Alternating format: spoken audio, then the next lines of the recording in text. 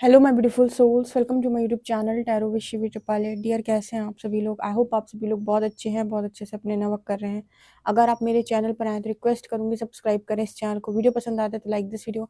Guys, एक general collective और timeless reading है, आपसे जितना रेजोनेट होता है उतना रखिए। एंड ये reading married, unmarried, male female सभी ज़ोडिएक साइंस के लिए भी है। सो बिना देर के रीडिंग स्टार्ट करेंगे और देखते हैं आपके पर्सन की करेंट एनर्जी। प्लीज़ गाइड करें एंजल्स, मेरे जो व्यूअर्स उनके पार्टनर की करेंट एनर्जी क्या है। प्लीज़ गाइड करें एंजल्स, मेरे जो व्यूअर्स उनके पार्टनर की करंट एनर्जी क्या है।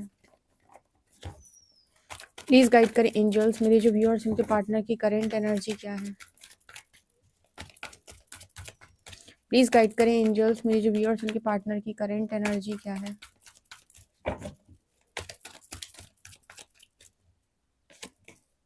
चैरियट। प्लीज़ गाइड करें एंजल्स, मेरे जो व्यूअर्स उनके पार्टनर की करंट एनर्जी क्या है। Hanged man.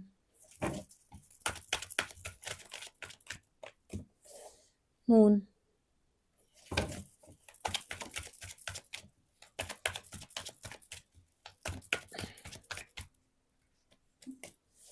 Five of wands.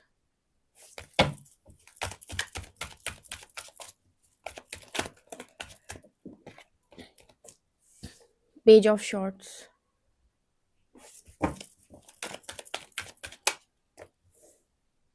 S of shorts.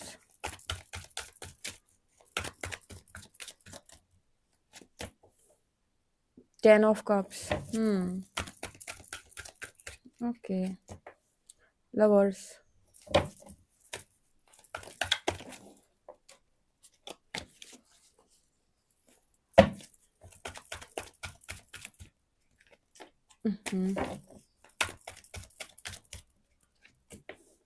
Queen of wands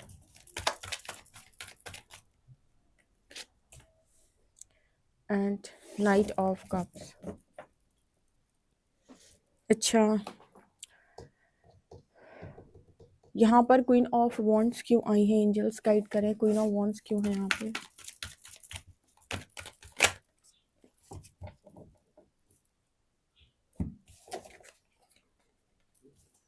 three of cups, two of shorts and six of wands.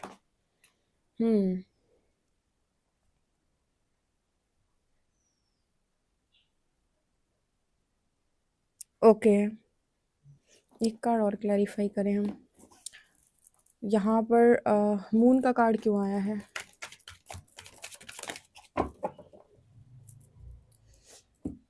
यहाँ पर है hermit and queen of pentacles.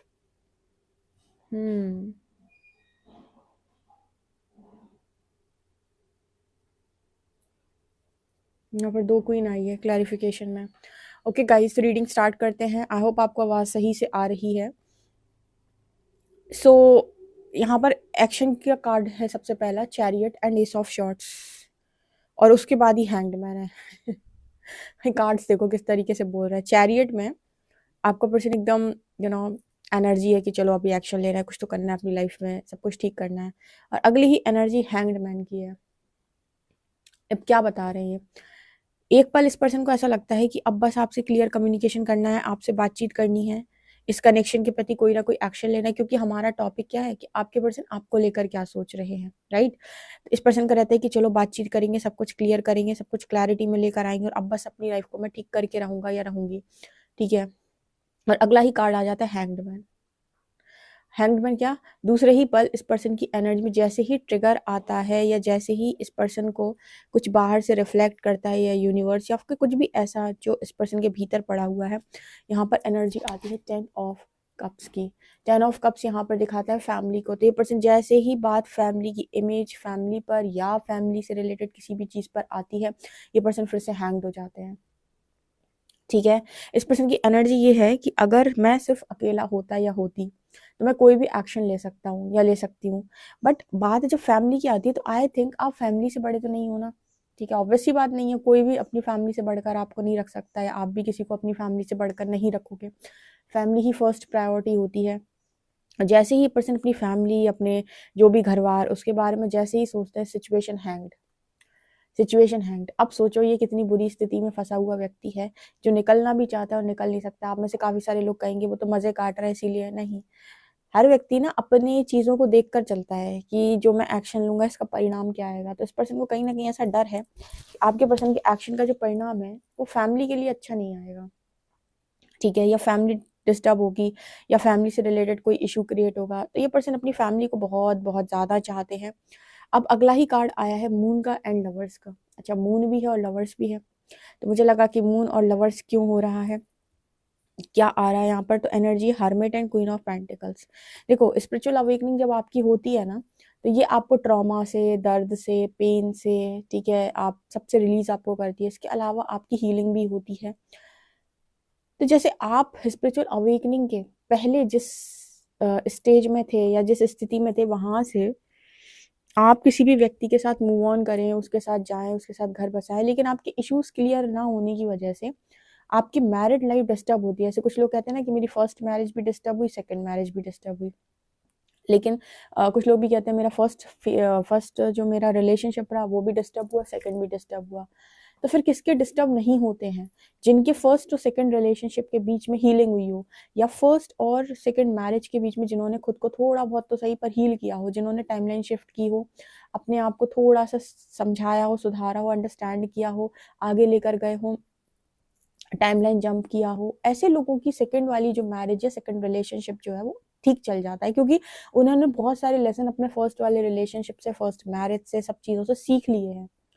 अब ये मून की एनर्जी जो आती है ना, वो ये बताती है कि ये कनेक्शन के लिए स्पिरिचुअल अवेकनिंग बहुत ज़रूरी है, क्योंकि इश्यूज बहुत सारे हैं और ट्रिगर्स बहुत सारे हैं। अब यहाँ पर एनर्जी क्या निकल के आ रही है कि इस पर्सन की एनर्जी में दिखाई देता है कि लगातार इस कनेक्शन को मैनिफेस्ट करते हैं। अच्छा, एक चीज़ और होती है, स्पिरिचुअल अवेकनिंग से आपके माइंड, बॉडी, स्पिरिट पे आपका ऐसा कंट्रोल आने लगता है कि आपको पता है कि आपको क्या मैनिफेस्ट करना और क्या नहीं। लेकिन यही चीज़ जब आप अपने 3D में होते हैं, 3D सेल्फ में, ईगो सेल्फ में, तो वहाँ पर आप मन मुताबिक काम करते हैं। इस पॉइंट को ध्यान से पकड़िएगा। जैसे कुछ लोग होते हैं जो जिनकी मैरिज नहीं हुई, ठीक है, दोनों लोग अलग हो गए, दोनों लोग की अलग अलग मैरिज हो गई, बट दोनों की अलग अलग मैरिज हो गई, लेकिन ये दोनों अपनी, क्योंकि ये दोनों कनेक्शन में थे, फिर इन्होंने फैमिली या जो भी देखकर मैरिज कर ली। ऐसे कनेक्शन एक्स्ट्रा मैरिटल में चले जाते हैं, क्योंकि अलग अलग तो हो गए, बट ये सबकॉन्शियसली एक दूसरे से अलग नहीं हुए। सबकॉन्शियसली दूर होने का मतलब है कि कहीं ना कहीं वो मैनिफेस्टेशन अभी भी चल रही है, अभी भी चल रही है, बैक ऑफ द माइंड, ठीक है, अभी भी कहीं ना कहीं वो मैनिफेस्टेशन चल रही है। ऐसे कनेक्शन ना पूरी तरीके, या तो ट्रायंगल बनता है इन कनेक्शन में, या फिर इन कनेक्शन में इस तरीके की चीज़ें हो जाती हैं, लेकिन ये कनेक्शन पूरी तरीके से ब्रेक नहीं हो पाते। तो क्या होता है इनको फिर, आप क्या करना पड़ता है इसमें, सबसे ज़्यादा जरूरी क्या है कि आप स्पिरिचुअल अवेकनिंग से जाएं और आपके माइंड, बॉडी, स्पिरिट पे आपका कंट्रोल हो। उसके बाद या तो यूनियन, या तो आप मूव ऑन करें। अब जैसे जो लोग भी, जिनका भी मूव ऑन लिखा है, या जिनका भी सोल कॉन्ट्रैक्ट कहीं और, वो आसानी से मूव ऑन करेंगे, और उसके बाद उनके साथ वो कोई भी गलत तरीके की चीज़ें नहीं करेंगे, इस कनेक्शन को दोबारा नहीं देखेंगे। उसका रीज़न ये है कि उन्होंने सोच समझ कर पूरे होश और आवाज़ में अपना मूव ऑन किया है, हील होके मूव ऑन किया है। और यही बिना हीलिंग के मूव ऑन कर जाएंगे तो सबकॉन्शियस दोबारा मैनिफेस्ट कर देगा कनेक्शन। फिर सबकॉन्शियस, कुछ लोग कहते हैं ना कि हम मैरिज के बाद भी कनेक्टेड हैं, हमारा तो एक्स्ट्रा मैरिटल हो गया, हम अलग ही नहीं हो पाए, क्योंकि वो मैनिफेस्टेशन उसी व्यक्ति की है। वो बार बार कनेक्शन मैनिफेस्ट होता है, इंसान बार बार जिंदगी के अंदर आता है, उससे ब्रेकअप होता ही नहीं है, या फिर वो हट ही नहीं पाता है। ये मून की एनर्जी दिखाती है। तो यहाँ पर एनर्जी है hermit and queen of pentacles. अब ये सबके केस में नहीं होता, कुछ लोग अच्छा कंट्रोल कर लेते हैं, लेकिन कंट्रोल करने के लिए आपका स्पिरिचुअल प्रैक्टिसेस करना जरूरी है, क्योंकि बहुत सारे लोग ऐसे हैं दुनिया के अंदर जिनका उनके मन के ऊपर कोई नियंत्रण नहीं है। मन तत्काल फिसल जाता है उनका, देखा नहीं कि मन फिसल गया। बहुत कम लोग होते हैं जिनका मन पे नियंत्रण होता है। तो यहाँ पर ऐसा मैसेज है कि हर्मिट की एनर्जी, स्पिरिचुअल अवेकनिंग, इस पर्सन की आपसे अटैचमेंट रिलीज कराने के लिए स्पिरिचुअल अवेकनिंग इंपॉर्टेंट है, ठीक है। अवेकनिंग के बाद जब आप लोगों की अटैचमेंट रिलीज हो जाती है, आपके माइंड, बॉडी, स्पिरिट पे आपका कंट्रोल आ जाता है, उसके बाद यूनिवर्स डिसीजन लेता है, या फिर वो आपसे कहता है, अब तो खुद ही आप इतने समझदार हो गए कि बताएं। वो एनर्जी में और आज की एनर्जी में जमीन आसमान का अंतर होता है इंसान के।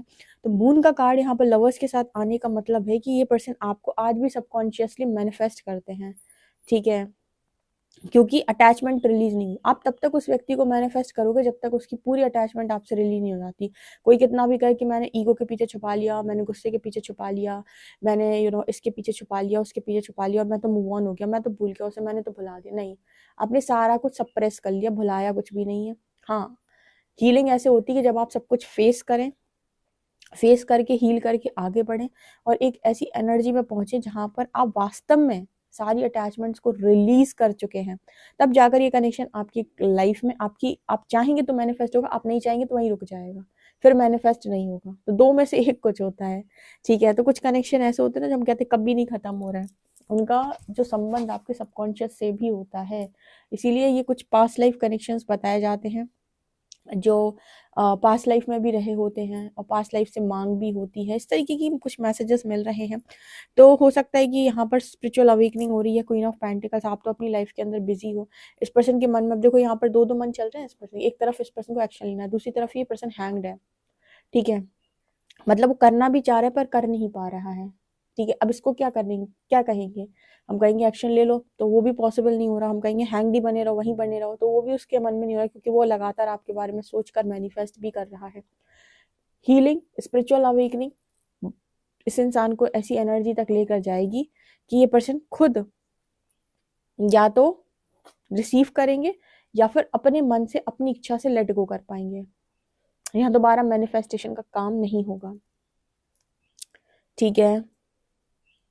चंद्रमा बड़ा इंपॉर्टेंट रोल प्ले करता है, बड़ा रोल प्ले करता है, बड़ा इंपॉर्टेंट रोल प्ले करता है, क्योंकि कहते हैं मन भटक गया तो सब भटक गया। मन भटक गया तो कर्म भटक गए। ऑब्वियस सी बात है कि मन भटक गया अगर तो कर्म भटक गए, आपके कर्म भी गलत करोगे। तो वही एनर्जी यहाँ पर है, इसलिए चंद्रमा को मन बोला गया है। ओके, कहते हैं हमारे मन से नहीं हुआ, हमारे मन में आया था, हमारा मन कर रहा था, ठीक है। तो ये एनर्जी है। तो इसका क्या इलाज है स्पिरिचुअल अवेकनिंग में? फेस किया जाए, किसी भी चीज को सप्रेस मत करो, फेस करो, फेस करके हील करो। सप्रेस मत करना। सप्रेस का मतलब होता है कि मैंने सप्रेस कर लिया, अब नहीं करता मैं उसे मैनिफेस्ट, अब तो मैं मूव ऑन हो गया, मुझे पता है। ट्रिगर आखिर जैसे ही ट्रिगर आया, अरे पता चल गया कि तुम कितने मूव ऑन हो गए। इसीलिए तो यूनिवर्स बार बार आपको टेस्ट करता रहता है कि ये सच में मूव ऑन हुआ है या फिर अभी भी इसके अंदर कुछ बचा हुआ है, ठीक है। तो यहाँ पर ये मैसेजेस निकल के आ रहे हैं। अच्छा, यहाँ पर एनर्जी है 5 of wands and queen of wands. अच्छा, ये दोनों कार्ड्स यहाँ पर फिर से ये चीज बता रहे हैं कि ये पर्सन जिस भी थर्ड पार्टी सिचुएशन में है, यहाँ पर ये पर्सन सेटिस्फाई महसूस नहीं कर रहा है। अच्छा, थर्ड पार्टी में इंसान सेटिस्फाई महसूस नहीं करता अगर वो प्रेम में रहा है। इसका रीजन क्या है? क्योंकि जब इंसान प्रेम में होता है, सारे एनर्जी कॉर्ड्स आपके साथ कनेक्टेड हैं। आपको उसने अपने दिमाग में बहुत बहुत नहीं, बहुत ज्यादा चलाया है। आप उसके दिमाग में लिटरली बहुत ज्यादा चले हो और सडनली कोई इंसान आ जाए तो वो इतनी आसानी से आपको रिप्लेस तो वैसे ही नहीं कर पाएगा, ठीक है। तो उस इंसान से कनेक्शन इतने जल्दी नहीं बनता है, ठीक है। किसी भी व्यक्ति से आपका लव बॉन्ड इतनी जल्दी नहीं बनता है, नहीं तो आपके लिए तो बड़ा आसान होता है किसी से भी बना लेना, ठीक है। तो वो होता है जब आप हीलिंग करते हैं, थोड़े से मैच्योर होते हैं और मैच्योरिटी लेवल हाई हो जाता है, ठीक है। कोडिपेंडेंसी निकल जाती है, तो हो सकता है कि हो जाए, लेकिन उसके पहले थोड़ा मुश्किल है। तो जैसे नजर आता है कि वहाँ ये पर्सन बिल्कुल सेटिस्फाई नहीं है। इस पर्सन को पास्ट में ऐसा लगा था कि मैंने तो जंग जीत ली, दुनिया जीत ली, मेरा तो सब कुछ बहुत अच्छा हुआ, बट कहीं ना कहीं पर्सन लॉस्ट है, ठीक है। लॉस्ट, तो कहीं ना कहीं वो तीसरा इंसान जो भी जिसके साथ भी ये पर्सन है, आई डोंट नो, ये जो भी इंसान है वो भी कहीं ना कहीं आपके पर्सन को शायद सेटिस्फाई, उनको भी लगता है वो भी शायद अपने पर्सन से सेटिस्फाई नहीं है, ठीक है। हर व्यक्ति ना इस दुनिया के अंदर बहुत सारा वुंडेड है, बहुत ज्यादा, मतलब बहुत सारी ट्रॉमा है उसके अंदर और वुंडेड एनर्जी होती है। तो वो क्या करता है, जिस भी इंसान से मिलता है उसे पकड़ लेता है कि तुम मेरे लिए करो, मैं तुम पर डिपेंडेंट हूँ। और फिर दुनिया ने भी आपको इतना डरा के रखा है कि ऐसा नहीं होगा तो फिर ऐसा हो जाएगा, फिर लोग क्या कहेंगे, फिर समाज, फिर ये, फिर वो, फिर तुम्हारी तो जिंदगी यही है। तो बहुत सारा यहाँ पर भय फैलाया गया है। ये तो नेगेटिव एनर्जी है। इस धरा पे नेगेटिव एनर्जी का इन्फ्लुएंस क्यों इतना ज्यादा, लो वाइब्रेशन क्यों हो गई? क्योंकि लोगों ने आपके अंदर अवेयरनेस से ज्यादा डर भर दिया, फियर भर दिया। किसी ने आपको ये बताया नहीं कि आप अपनी लाइफ के क्रिएटर खुद होते हैं और जैसी ऊर्जा में आप रहते हैं वैसी ही ऊर्जा लगातार आपकी लाइफ में मैनिफेस्ट होती है। तो यहाँ पर इंपॉर्टेंट होता है कि आप अपनी लाइफ में फ्रीडम को चूज करें, सबसे पहले अटैचमेंट्स को रिलीज करें, तब एक अच्छे भविष्य का निर्माण आप करेंगे, ठीक है। इसलिए यूनिवर्स आपकी सारी चीजें खत्म कर देता है। आपने सुना होगा ना, जब यूनिवर्स आपको टेस्ट करता है तो आपकी जिंदगी से सब हटा देता है। दोस्त, बहुत सारे लोग इस चीज पे वीडियो बनाते हैं, दोस्त हटा देता है, जॉब में टावर आता है, अटैचमेंट जहाँ जहाँ होगी बहुत वहां से टावर आता है, ठीक है। वहाँ अटैचमेंट के लिए बहुत सारा यूनिवर्स आपको ट्रिगर करता है। रिस्पेक्ट नहीं होती है, डिसरिस्पेक्ट होती है, ऐसा क्यों करता है? ताकि आप फ्री स्पिरिट बन पाए, आपकी हर जगह से अटैचमेंट रिलीज हो, तब जाकर एक अच्छा भविष्य का निर्माण होगा। नहीं तो अटैचमेंट में तो जो मिलेगा उसको पकड़ लोगे। तो ये एनर्जी इस वक्त में आपके पर्सन की है। और अभी मुझे लगता है ये बाकी लोगों को अपनी लाइफ में जिम्मेवार बता रहे हैं। एंड हैंग्ड मैन और 10 ऑफ कप्स ये दिखा रहा है कि फैमिली की वजह से पर्सन आज भी रुकते हैं, और ये तब तक रुकेंगे जब तक इनकी अवेकनिंग नहीं हो जाती अच्छे तरीके से। ठीक है, यूनिवर्स इस पर्सन के अटैचमेंट्स को रिलीज कराएगा। ओके, अब ऐसे हम एक बार एक लाइन में बोलूं तो ये पर्सन ईश्वर की निगरानी में है। ईश्वर नजर रखे हुए हैं आपके पर्सन के ऊपर बहुत तगड़े तरीके से।